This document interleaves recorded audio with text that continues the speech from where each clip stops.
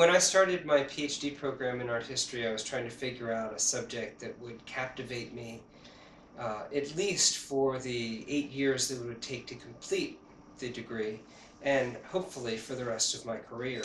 And I started thinking about this and realized that there was so much happening with technology. It was 1994, and the internet had just really become a publicly aware of the World Wide Web, and I knew people were making CD-ROMs, and I thought, this is really cool. This is the future, and art has a role in this future. This is something that I could study forever and ever, because it will always be new and always be fresh. And I decided that this was the area that I wanted to focus my research on. The circumstances under which art and electronic media came about are really very circumstantial. And one day I was reading my email, and there was something from Phaidon Press, and it asked me if I wanted to do a book called Art and Electronic Media in the Themes and Movement series. This was around 2001. I was still finishing my dissertation. I was a graduate student. And I looked at the email. I thought, I rubbed my eyes to make sure that I had read it correctly. And I had. And just out of the blue, I had an invitation from Phaidon Press to write this book. So I thought, oh my God, what incredible luck. This is, this is my lucky day. Because to do a book like this, if you go to a publisher and say, oh, I have an idea for a book, it'll have 200 or 300 color illustrations, a whole bunch of critical writings, and a lengthy survey essay, and it'll be beautifully designed, and they would just look at you and laugh and say, okay, well, great idea. Come back when you've raised a couple $100,000 for production. So the opportunity to do this book just fell into my lap. The only thing I can explain this by is very early on in my career, I made the decision that I would create a website and put everything that I had written and published on this field on that website. And the editor of the series at Phaidon Press was doing his research online, and he came across my work, and he decided that I would be the perfect person for this series, and he wrote me that email.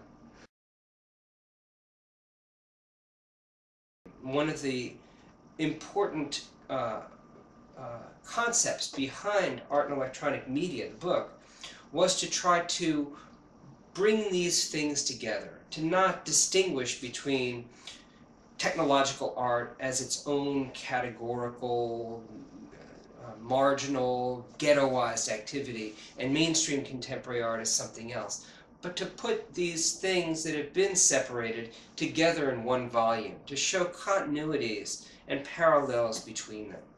So I think that things are changing, and they're going to change more and more. Another factor in this equation is that students, art students today, they come to art school, many of them already with substantial skills with digital tools and techniques, because they've grown up using the computer to make art, just as artists in the past grew up using charcoal and clay and stone and paint and canvas.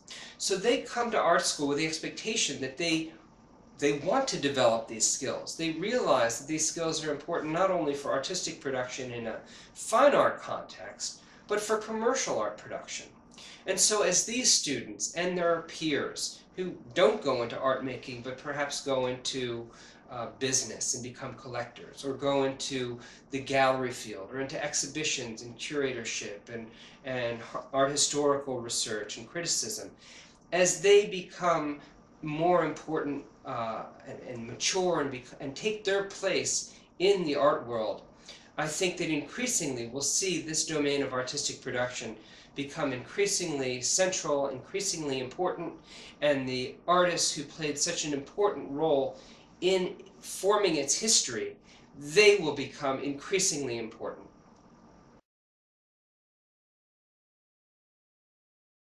This area still has not gained mainstream recognition as an important domain of artistic research. I think it still has a long way to go until it attains that level of canonical acceptance. So at this stage, the artists who played a formative role in its history, people like Billy Kluver, Bell Labs engineer, or Roy Ascott, or even lesser-known people like Norman White, they're not generally well known in mainstream contemporary art circles. I think that that's beginning to change. I think that gradually this field will increasingly infiltrate the mainstream. Festivals and institutions, exhibitions, these play a very crucial role in forming a community in this field of art and electronic media. In fact, I feel so strongly about this that a chapter of the book is dedicated to exhibitions, institutions, communities, and collaborations.